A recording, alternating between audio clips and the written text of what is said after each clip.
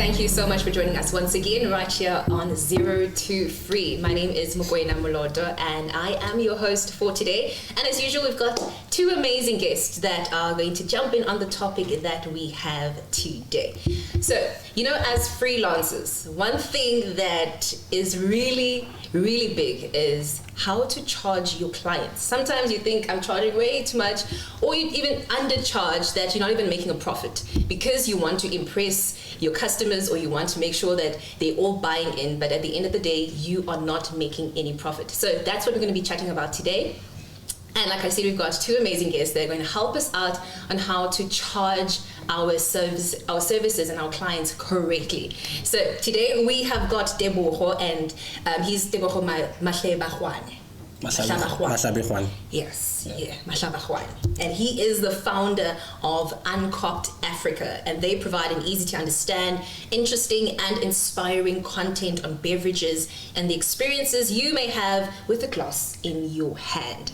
Very interesting one. I really want to just tap into that, exactly what that is. And of course, we've also got another guest, and he's named Kananelo. Yeah. Kananelo. Nelo So we'll just works call you though. Nelo. Yeah. Right? We'll call you Nelo. And he's a freelance digital imaging technician. Thank you so much for joining us today. Thank you for having us. Thank you for having us. So I just want to get into exactly what you guys both do, what Olis do, so that we can just understand. Maybe your client could be, listening. So Tebogo, let's start with what exactly is Uncorked Africa?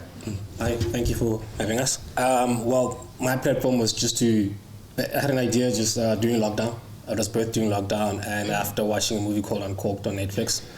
It was about a black sommelier, true story about a black sommelier who was trying to get accreditation to be a sommelier, and it depicts his challenges between from school and from working in the family business, and also being an African American, his family not understanding his journey.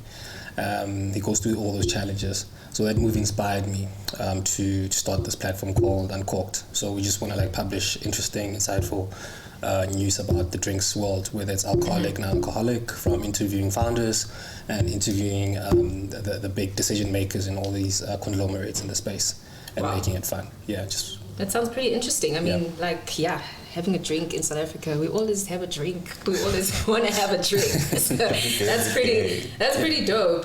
So Kananelo, Nelo, what do you do? What is digital imaging technician?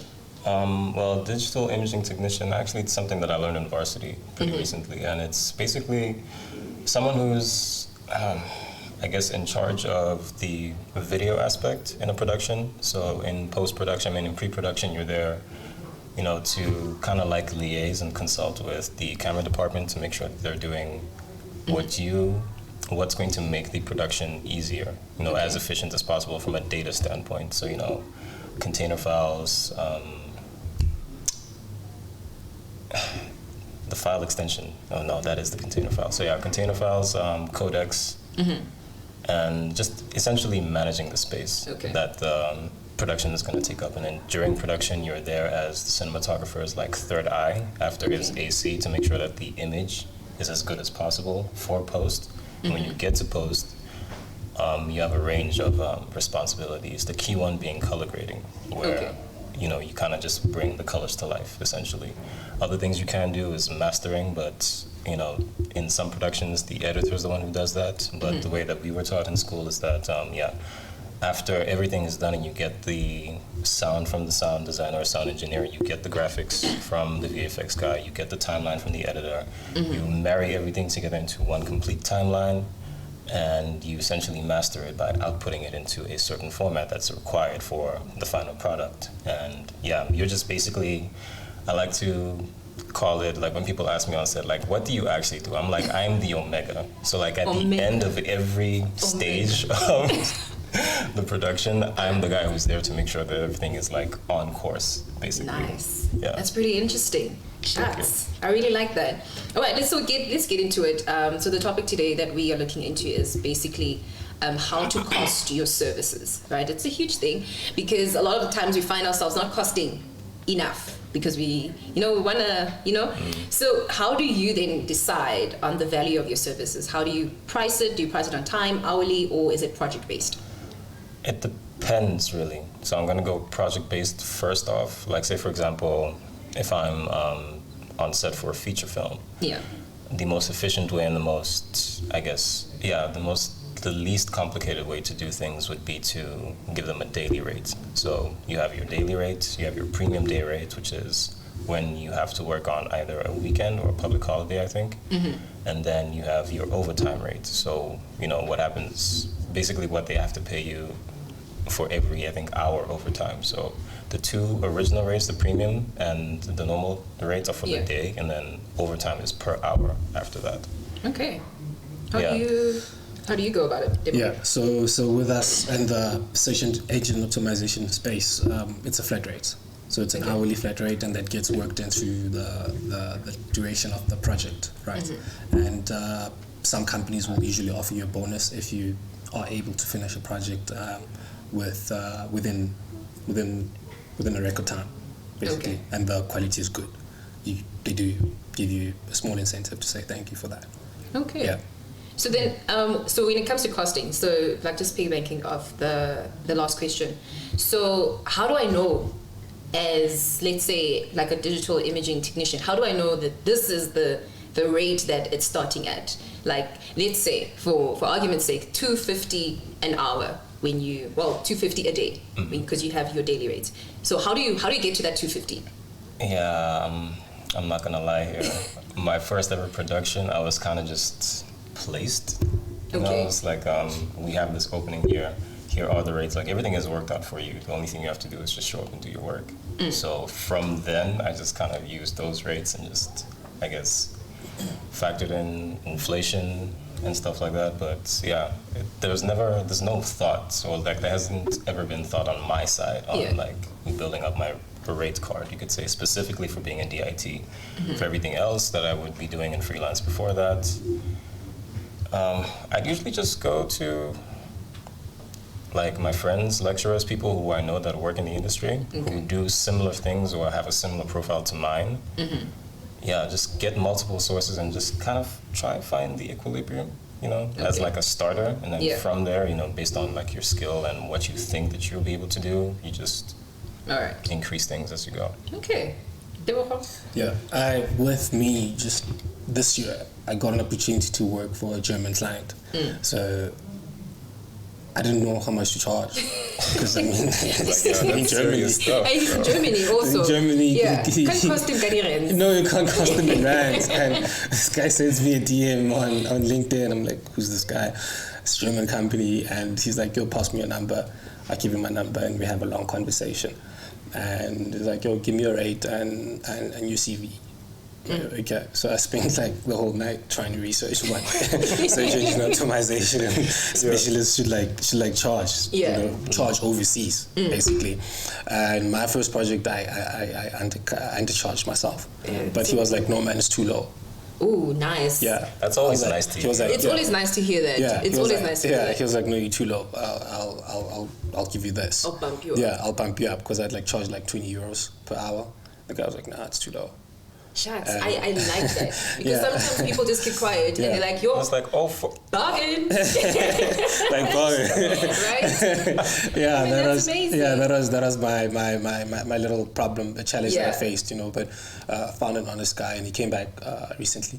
I did work for him, but locally I had to like call a couple of people that I knew to kind of like liaise with them and understand how much one would an independent or freelancing SEO specialist would charge. And I got a rate, and the rate was good. The rate that I charge is good, but for some clients, I've had clients turn me down, told me that it's too high. I mean, it happens. It happens. But you have to let go because of you're looking at the amount of input or work that you have to do in order to finish the project. Sometimes it's draining, and you weighing it up with other projects that you're managing. That's true. And you got to be like, it's okay for clients to say no, and it's okay for you to say no because you don't want to compromise the quality of your work. If you do that, they're not going to come back. They won't come back. They won't come back. You're not getting that point. The client is not going to come back. So you need comeback. You need your clients to come back. So in the costing that you guys are we're discussing right now, what are the hidden costs? Because a lot of times you're just thinking, okay, my service is this, and this is how much I'm going to charge. But what about the Wi-Fi that you use at home? What about the time? Okay, maybe time because you obviously factored it in. But what are the other hidden costs that a lot of freelancers actually don't even think about? I'd say your space, using your space as an office space. Whether it's your garage, whether it's your living room, that's your office space, and you need to factor it in your final price or rate. Nice. I didn't charge that. I never. Actually, never thought of that. I'm just thinking to myself, I'm like, my bedroom. My mom's living room. How much? It's space. Yeah. Exactly. Yeah. So it's only recently that I got advice, to charge things like that, and also just factor in, of course, the Wi-Fi that you use, your data costs, and sometimes you have to like travel to a client, and you might want to factor that into travel costs as well. Yeah, definitely. Anyway, what would you say, Nelo? Adding on to that, I'm not gonna lie, I just learned something right now. So like for me, I don't know, I was gonna say travel costs. Yeah. More than anything, but half of the time, especially like with me working with productions more than anything, that's usually sorted out for you. Like there is transport service available for crew to go basically wherever they need to go to get the job done. And then off of that, I'm at home. Like I work from home, I work remotely, because that's the nice thing about, I guess, our industry is that you can kind of work from anywhere. You can work from anywhere. Literally, so yeah. All right. So then, so one other thing, right? Now you've got your cost, you've already calculated everything. So now we've got a client. Client comes in, you send them the, what is this? The costing. Yeah. And now they don't pay back. Or they don't pay back in time. So I want to know, what do you do when the client does not pay back in time? Also, I want to hear some horror stories, please. I haven't had one of those in a while. I think the most recent one was in 2020. And it's unfortunate that he was a friend as well. But Sheesh. It's sad, man. It's sad, but no bad blood. No. So I did this promotional video, like a recap video. I had a friend, he had this event in Midrand, so he asked me to cover the event essentially. And there was cars, it was a party. It was a really nice day, honestly speaking. Did the video, sent it to him, and I was like, okay, just waiting for you to pay me now. And it was just excuse after excuse. I don't want to say he was lying, but at one point he was lying. I was in an accident this week. It's okay, what does this have to do with me getting paid though? But pay me from the hospital. You can just do it on your phone unless your hand is broken or something, I don't know. But he eventually just didn't end up paying me, and I just left it because I guess it was negligible at the time. And then shortly after that, I was telling one of my friends this while we were out doing just a random side job. And he was like, nah, if you ever need help for, trying to get payment or whatever from a client, just go to something like small claims court, where you essentially just lodge a claim, and you take the person to court, and if the evidence suffices, they have to pay you back essentially. Right. There are other options, getting your own lawyer or becoming friends with an attorney or something, but there's options like that, small claims court. I think in the regions of about 15 to about 50,000. I'm not too sure the extent, but I know the minimum that I last heard was about 15. Oh, okay. It could be less. I was just thinking 100 rand. If I borrowed a friend 100 rand, taking court. So then, Tebogo, how do you deal with such clients? It's the same as Nelo. Yeah. This wasn't an SEO client. We had just we were middlemen in fuel transactions. So we're trying to build up a on-site fuel delivery service to construction people, construction managers, right? When they need fuel, instead of going to having to drive themselves, and hiring a tanker to go buy fuel, they can give us a call and be like, yo, we need 5,000 liters of fuel, and we'd factor in a fee on it, and we'd make an okay margin. So this friend of mine, I wasn't around, and he was my partner. He decided to do the deal on his own, cool, but he told me everything, like, yo, got a client X, Y, and Z, and I was like, no, execute, because I can't be there with you, I have other stuff to do. He executed, and what happened was that we were paying we were taking turns with transactions between our bank accounts. We didn't have a joint bank account. Yeah. So one client would pay him, the next client would pay me. Sure. So it's just to build up the score, basically our credit scores, right? So that's what we're doing, and then I'd like take his share and pay to his side, and that's how we did it. But with this one, I never got paid till today. I never got paid. How long has it been? It's been over 3 years. Okay. I never got paid. It's a serious one. It's a serious one. It's a serious one. I never got paid. It just our friendship just collapsed because of that. Our friendship just collapsed because of that, and yeah, the guy's just. I'm surprised I still haven't blocked him, but the guy's just trying to make his way back in my life, and I'm just not allowing it. Hectic. You know, because I that's sad though, because I mean, sad. if it's a friend, you just obviously you have that trust. Yeah. And you're thinking, my friend, you're going to pay me back. Yeah. You know? Yeah. And you also have a leeway with them because you're a bit lenient. You're not like 7 days working, whatever, and you're just like, I want it within 7 days. Yeah. But then you're like, you can pay me within 2 weeks, friend. Whenever you have money. Yeah. And then that's when they take advantage. So we're just going to stop on that just a little bit, and we'll have a quick ad break, and we'll be back. This podcast is created and sponsored by Moya, a startup that provides a smart money manager that helps freelancers make sense of their numbers and reach their financial goals by providing a mobile app which assists freelancers manage their cash flow, invoices, and tax all in one place. Moya is running some exciting initiatives and campaigns over the next couple of weeks. Moya and Seam Coffee have partnered up to bring you Coffee and Convos, a networking event for freelancers at Seam Coffee in Fourways on the 11th of June. Register now using the link in the description to book your spot. See you guys there. And don't forget to subscribe to Moya's weekly newsletter, Moya Mondays, for weekly tips and news about the world of freelancing.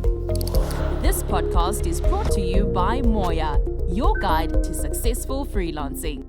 All right, welcome back to 0 to Free. Well, as you've heard in the ad, we are sponsored by Moya, and they've also created this podcast, and they also want to give you the opportunity to have a workshop with a lecturer, business school lecturer, so that you can actually grow as a freelancer and also learn how to manage that cash flow as well. And we also have a great initiative for the whole of May for free coffee and co-working space at Seam Coffee in Fourways. So do take advantage of that. You'll see all the details in the description box. So we're back with our conversation with Tebogo and Nelo. So, right, we're still chatting on how to cost and all of that. Yeah. So there's a saying that says, yesterday's price is not today's price. As your business starts to grow, how do you go back to old clients and let them know it's 2022, prices are up? How do you navigate that? I think I'm gonna let Thabo take this one. Well, it's a conversation. Yeah. You just set the appointment with the business owner, if you can reach the business owner, and you talk about the journey. You know, from how I approach is just talk about the journey from them giving me the opportunity and the work that I've done for them, and also just make it clear that, you know, I think we need to bump the cheese up. Yeah. It's as simple as that. You know, you just have to. But you go in there. You have to go in there knowing what you got to go in there having a figure, saying that we're gonna go from this point to this point, and these are the reasons why. Yeah. You want to justify the extra cost, the increment to the services that you've been providing. You know, I feel, and then we're both entrepreneurs essentially, so the person will obviously want to negotiate and bargain with you. Definitely. And it's up to you, you know, if you want to take the conversation there, and if you feel that you need the client, if the client is consistent with work, you might want to barge a little bit just so you can keep them. And with some clients, if they're a bad client, if the client wants more than what you are giving them, and more than they want more work from you than what they're paying you for, then that's a headache client. You need to consider like the relationship, you know, after a year or 6 months or 3 months, to say you're ending it, you know, because because you do come across clients like that it's just like terrible. They want to call you at 6 o'clock. They want to call you at 7 o'clock, 6 p.m. At night, and they want to call you at 7 o'clock. Yeah, sorry for calling. I just thought that I had run this by you. Yeah, because you're freelancer, they'll just be like, well, you have time. You have time, you know. So there's problematic clients, you know, who just want more services than what they're paying for. Yeah. And you gotta call them to order, you know. Yeah. Tough conversations. Those are like tough conversations, but you can't run away from them. Yeah, you can't. Very true. And you, Nelo, what's your take on yesterday's price? Is not today's price. How do you have the conversation? I always mention inflation. That's like my favorite. That's my like favorite crutch. You know, just like inflation, my guy. Because inflation, prices from last year are going up by so and so %. And if you're okay with that, let's do work. If not, it's really okay. So you're both okay with losing a client if they're not happy with the new price, or even if they try to negotiate and it's way lower than what you wanted to bring in. So you're okay with losing a client? I've let go of clients that are problematic.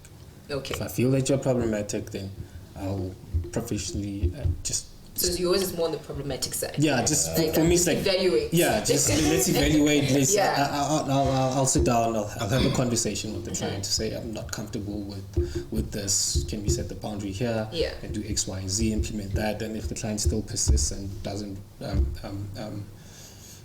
adhere to the boundaries or the agreement that we had, you know, in terms of treating me as a freelancer, you know, because I'm not full-time employed with them. Yeah. If they're still not, you know, still respecting that boundary, then maybe you might want to like let go. You know, you might want to let go. But it is what it is, man. It is what it is. Yeah, for me, it's like more of the problematic side. Sometimes, it's more of the problematic side than anything for me. All right. Yeah. So then, as you guys were starting off, obviously, you know, when we make mistakes as freelancers, because you have to learn along the way as you're growing with each and every client that you get. What are the lessons, especially when it comes to costing? What are the lessons or the mistakes that you have made? Let's hit it on two mistakes that you've made that you like. When you look back, you're like, underpricing. Yeah. That's definitely. Is that the big one? That has to be the one for most of us. I think it's underpricing. Yeah. Just so you can get your foot in the door, you know. Yeah. But with some businesses, underpricing, that's where they want to keep you. True. Yeah, it's where they want to keep you. They want to keep you there, even when you've shown in the past 6 months what you can do, because it's a matter of just trying to show your talent and your ability. But they want to keep you at that price point because that's what you came in at. Yeah, that's what you came in. I mean, you came in at this price and now you want to triple. Yeah, no. Like no. It's either you stay there or you leave. You know, sometimes like that can like get you in a quagmire. I'd say underpricing, and then also, not factoring in like some. You know, like we spoke about, like factoring that office space within your final rate. You know, those are the things that you learn as time goes on. That's a me learning. Yeah. Like, man, that's a big one. Yeah. Those are like the things. But underpricing, some clients just want to keep you there at the low price. You know? Yeah. Actually, if you don't mind me asking before I answer, how would you factor in your office space, like in? Yeah. Yeah, like how would you go about in your rate? Yeah. So you break it down. You can say your office space is 2,500, right, a month, right, and the project will be 6 months, right. So within that 2,500, you factor it in the whole rate. So you break it down in your daily rate or your hourly rate. So it needs to add up. Okay. Yeah, that's how you do it. Okay. You know, and that's basically like your office space. Yeah. Wait, so I'm a voiceover artist, right? I'm a freelance voiceover artist. I've got a mini studio in my bedroom. How do I then? Because I do have a charge for my setup, and then does that count as? So you would have studio usage. That will be studio usage. That would be your studio usage. Yeah, almost like renting out. Yeah, because you're renting my space. You're renting out your space to work on that client. Yeah. All right. Yeah, so for me, So mistakes. Yes, yeah, mistakes. definitely first one would be undercharging. Yeah. Like that's. Doesn't everyone go through undercharging? It's almost I think like a everyone rite goes of through passage at some undercharging. point. Just please work with me. I'll do anything. It's like, What does oh, 100 rand? anything. My God. All right. It's even free. Anything, man. Okay, yeah. The first one, I agree with you, Tebogo, that undercharging feels like a rite of passage, low-key. Right. It's like it's just that thing that we all have to go through. You realize afterwards that, I should have charged way more. Yeah. Way. Or even like in instances where you didn't charge at all. Like you charge for something and then there's something else that comes afterwards and you're just like, I'll do that for free, it's fine, you've already paid me. And you realize while you're doing that, it's like, what was I doing? Yeah, because this is taking a bit more time. Shouldn't have done that. You're like a week into doing this and you thought you'd be done on Monday. It's Friday now. You're like, I'm never doing this again. Second one, biting off more than you can chew. Yeah. I'd have to say that's another thing, but that kind of because want to take everything, right? Just want to take yonki. Yeah, like I'm not sure if it's like a mental health issue, probably. I don't know, it probably explains the pause. I was trying very hard not to call it that. But maybe you just think that, I can definitely do that. Yeah, that, we can get it done in a day, and then you actually do it, and it's 2, 3, 4 days later, and you're still working on the same problem. Yeah. Yeah, I think those are like my biggest 2 takeaways, undercharging and just biting off a little too much, and not knowing, I guess, like what to do with what you've bitten off afterwards, because it's kind of embarrassing to go back and be like, It is. It can really we is. renegotiate? I can't. It's like, no, it's 1,000 rand, please. Shucks. All right, those are some pretty big lessons, and I think every freelancer goes through it, undercharging, biting off more than you can chew. But you learn and then you correct those mistakes, of course. Yeah. So, huge thing. In South Africa, we've got like a huge unemployment problem. And do you think that the gig economy is the solution to this? And would you encourage anyone to actually pursue self-employment, especially if they can't find a job currently? Pursue self-employment? Yes. Do I think that the gig economy is the future?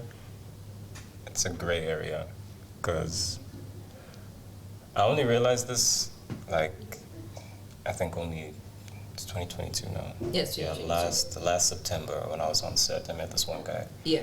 Who was like, I want to start a union for freelancers.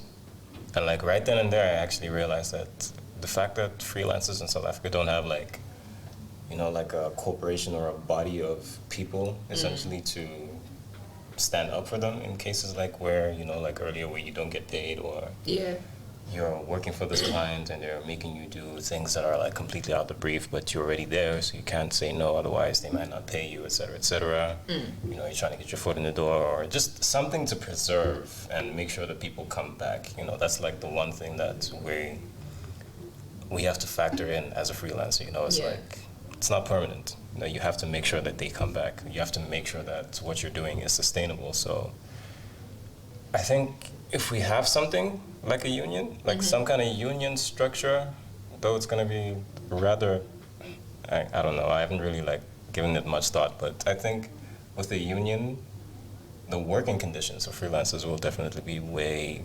better. And maybe then it'll be sustainable, because I'd imagine with a union you also have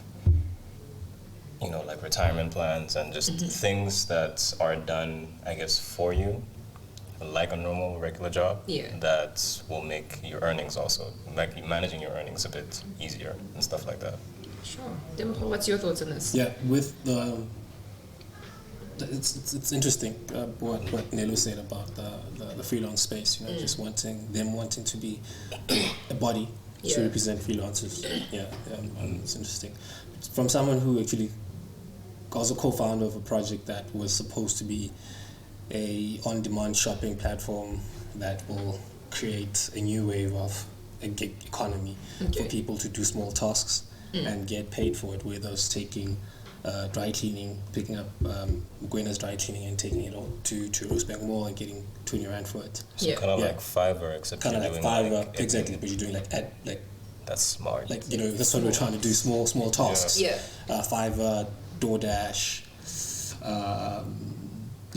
so TaskRabbit. So we're trying to like bring that model here. We did start with groceries, but we had to like internalize the service so we can control the quality. Yeah. Right.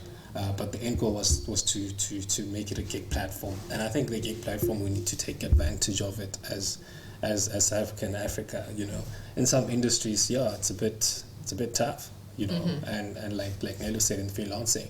But I believe if we in the grocery space, if we in the small task space, like taking someone's dry cleaners to a dry cleaner and picking it up and back to your client and getting paid $100, I think with that we need to take advantage of. Because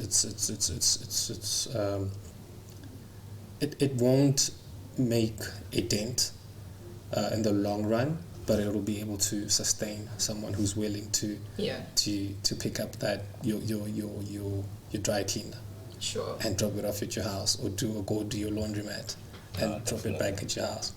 I think we need to take advantage of the gig economy. There are opportunities there. Okay. Our caveat with that business was funding. We couldn't expand. And we were running out of time because we spent like 2 years trying to go in and build this thing. And we all had one of my co-founders had a job, Department of Tourism in the city of Joburg. And my other partner was a freelancer. I had my other project and I was freelancing. So the time so it was just taking up a lot of time. But we tried it. We tried it for 2 years, and I think other people who can solve that gig economy problem, they need to try it. They need to try it because we have a problem with formal employment. So that's very true. Let's try the gig economy. Let's try. See that. We were sitting with an idea. Hey man, just go on the internet, see how you can take it to market, give it a shot. All right. It's actually a really good idea. Yeah. Right. For real. I mean, you can do like anything. With anything. Whatever comes to mind, you can actually start with that. Because while you're waiting for that formal employment, if you're really keen on formal employment. Exactly, for that formal employment. We started off with newspapers. Just buying newspapers and dropping them off and charging a delivery fee. And then from newspapers, that was a test, in the area that we lived in. People actually played for that. Yeah, that was a test. Yeah, people are like, okay, cool. I mean, I don't want to go to the grocery store because the thing of running errands is like, this is taking too much of my time. And a lot of the times we are in offices, we're doing a lot of other things, and you're just like, your errands, you have to plan a whole day for that. So if someone is able to do that for you, I mean, come on. Why not? So we need to take advantage of it. It's tough out there. And essentially, you look at like Mr. D, the Ubers and the Bolts. They are part of the gig economy. They're just doing it differently. And I think they've just structured it. Yeah, they structured it and narrowed it down to like logistics. But there's a whole lot of sub industries where we can tap into. Yeah, because I can imagine like doing taking that business model and doing renewing people's driver's licenses. Yeah, that is a big one. You see that one? Somebody I saw you can that jump on that idea. I mean, that's part of the gig economy. Sharks, yes. Or someone using their bicycles to pick up quarters and delivering them to someone's home who doesn't want to get out of the house. Yeah, I don't want to get out of the house and to that quarter place. Because you're gonna have to wait for your quarter. You have to wait for 20 minutes. Exactly. But you can always WhatsApp someone who's offering. They're like, yo man, quarter so and so and so. This is my address. Oh, shucks. We need to take advantage of all of those. Wow. Thank you so much, guys. I'm just going to have to close it right there. Thank you so much. I think not only did we get insightful knowledge and learn some new things, of course, but we've also got some ideas. You see? You gave me some ideas. So thank you so much for joining us. Next time, we'll also be chatting to other guests that are also freelancers, and we'll be touching on a different topic. So do make sure that you do tune in on the next episode. But for me, Mokoena, thank you so much for joining us. 0 to